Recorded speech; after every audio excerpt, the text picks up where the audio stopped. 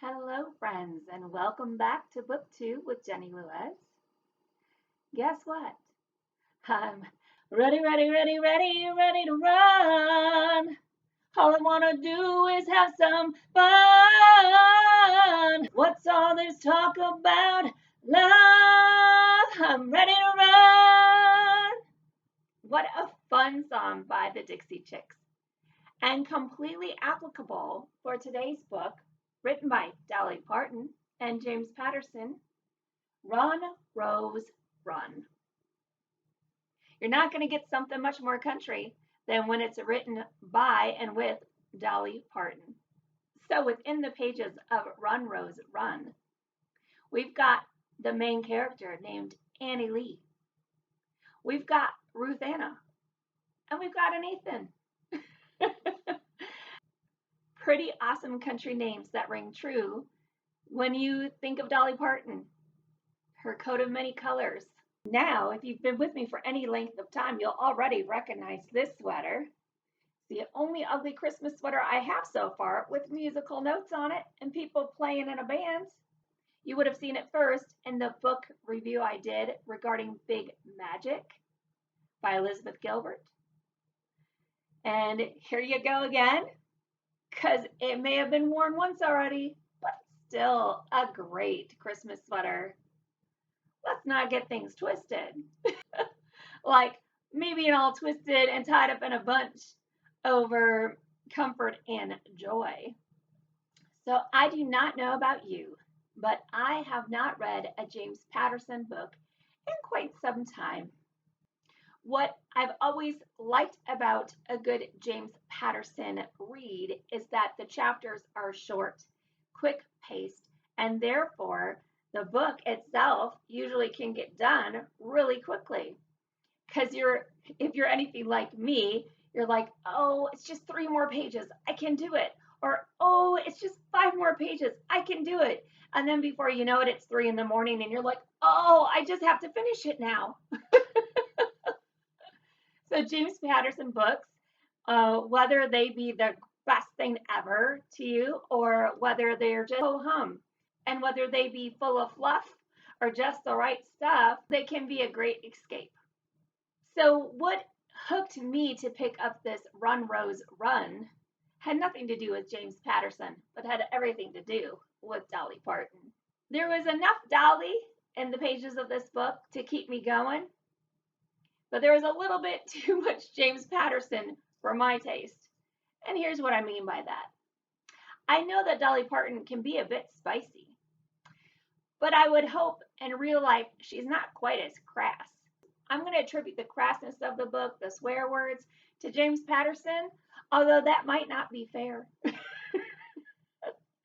Perhaps because of certain songs Dolly has sung, perhaps because of her backstory with the coat of many colors, I would expect more from her belief system and Christian background than what's really presented in the pages of this book. This book for me is only going to get a 3-star rating, and here's why.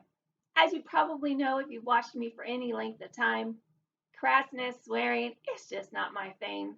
Those are big turnoffs. Now, I do understand in real life, people are going to swear, but I'm not going to be one of them, y'all.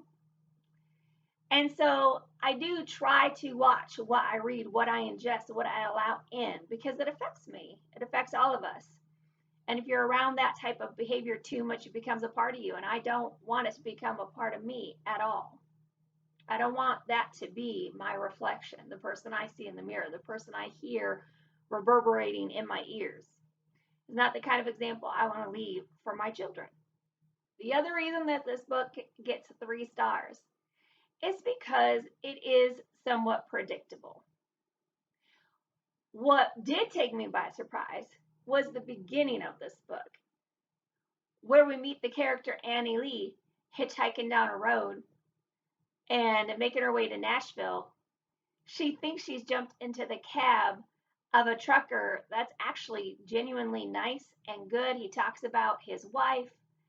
Things are going along as they should. She is feeling so comfortable she falls asleep only to wake up with a man's hand on her thigh. Dun, dun, dun.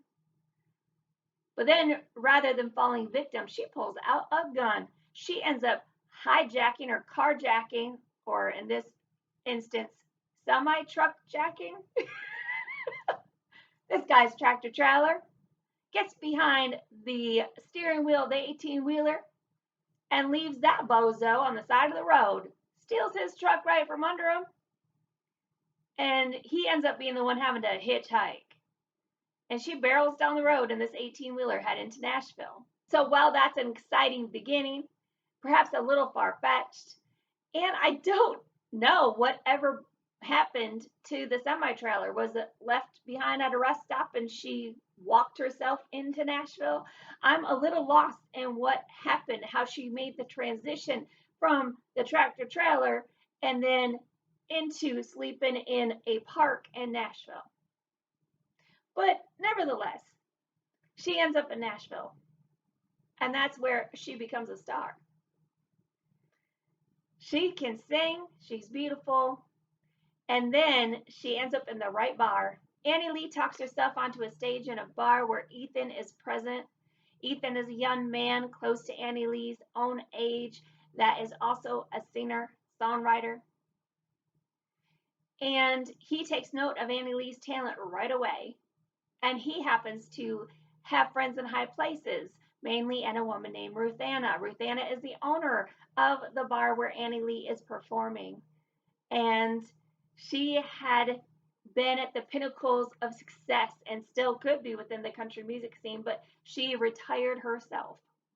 And she says she's not looking for any more emergent talent, although she'll still let those people sing and play at her bar.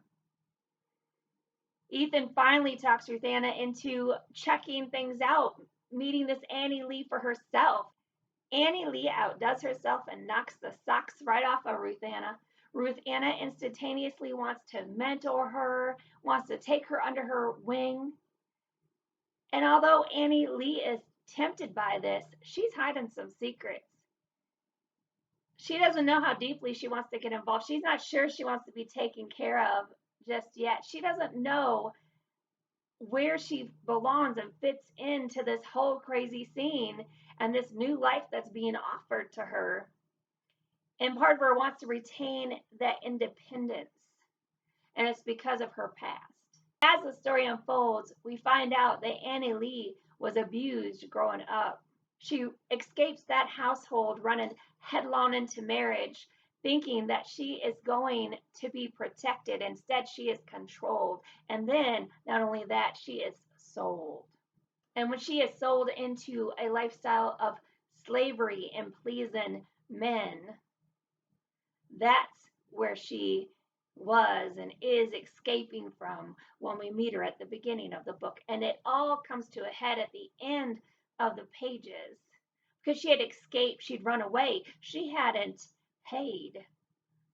She hadn't paid for her ability to move forward out of slavery. She hadn't paid enough dues to receive the reward of her freedom. So it all comes to a head at the end of the book.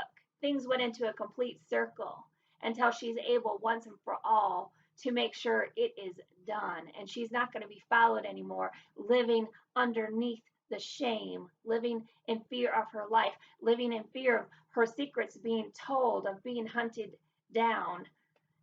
And it's an amazing story, but again, it is a little bit predictable.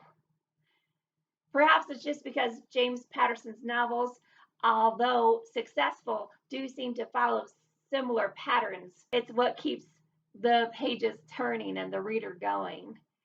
But long before it was revealed that Annie Lee had been sold into slavery, I had known that about her.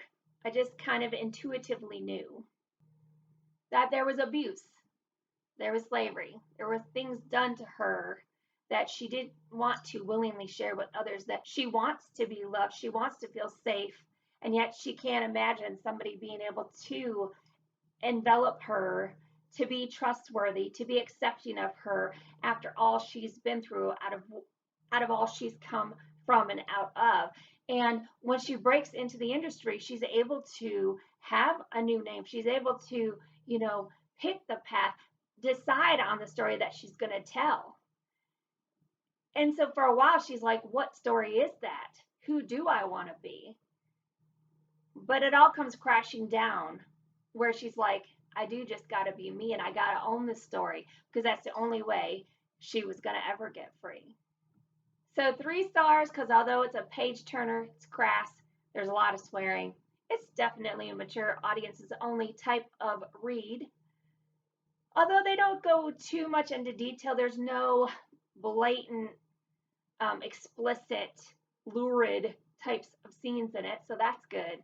And there is a nice undertone, underlaying love between her and Ethan, so that's nice. And of course, everything does get tied up into a pretty little bow by the end, whether that is far-fetched or not. You can be the judge when you read it for yourself. But 3 stars, because I could see what was happening. I could see what was coming, and I'd rather be surprised. The only thing that really took me by surprise out of the whole book was that beginning scene with the 18-wheeler and a change of events where the victim goes to the victor, albeit through stealing. Again, 3-star reads from me are still worthy reads. They're still good reads. There's nothing wrong with them. There's just nothing great about them. When I give a 3-star rating, that's what it means to me. It means it's an average read. Ho hum. And again, with it being Dolly Parton, I was just hoping for a little more. I was hoping for a little more Dolly, a little less James Patterson. Some of the lyrics shared within the pages of this book, are definitely written and from Dolly herself. Those lyrics, that poetry, that is beautiful to read. I actually prefer reading those lyrics as opposed to hearing them, because on the back of this book, there's a QR code on the back where it takes you to a website where you are able to download and purchase the lyrics, the songs that were written by Dolly for this book, and that she performs, and has a CD out that goes along with Run, Rose, Run, which I think that's pretty awesome marketing. I like that effort from both Dolly and James to incorporate something so cool. That a book has its own album that goes with it. I think that's pretty slick and smart. However, after I listened to just a portion of the songs, I prefer how I imagined the lyrics to go in my own head versus her interpretation when she set the lyrics to music herself. So sometimes I read the inside cover copy or the back of the book jacket to y'all at the beginning of the video. I think I'm going to end with it this time. A young singer-songwriter on the rise and on the run is determined to do whatever it takes to survive. Every song tells a story. She's a star on the rise, singing about the hard life behind her. She's also on the run. Find a future, lose a past. Nashville is where she's come to claim her destiny. It's also where the darkness she's fled might find her and destroy her. Run, Rose, Run is a novel glittering with danger and desire. So on page 173 is one song's lyrics that I find exceptional. I was standing up just as tall as I was able, already begging for a seat at the table. Feeling like a shadow pressed against the wall all those years, he didn't see me at all. I was invisible. Like shade at midnight, a ghost in the sunlight, invisible. But then I grew up pretty, and I grew up wild. Didn't look no more like a hungry child.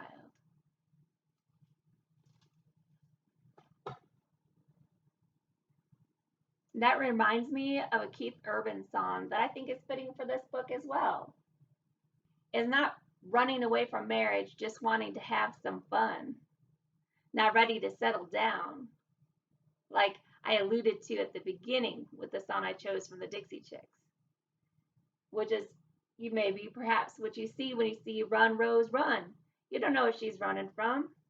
You don't know if it's something where she just wasn't ready to settle down, not just someone running away from marriage. So as Keith Urban's song, Stupid Boy. Well, she was precious like a flower. She grew wild, wild but innocent. A perfect prayer in a desperate hour. She was everything, beautiful and different. Stupid boy, you can't fence it in, stupid boy. It's like holding back the wind. She laid her heart and soul right in your hands. And you stole her every dream and you crushed her plans. She never even knew she had a choice. And that's what happens when the only voice she hears is telling her she can't. You stupid boy. Okay, friends, well, I've got to end this video for tonight. Remember, like this video, leave a comment, subscribe to the channel, ring the notification bell. Help me to grow so that we have more people to share the love of books with. Speaking of sharing, feel free to share this video with those you know as well and invite them in to BookTube Fun with Jenny Louise. Thank you, friends. Until next time.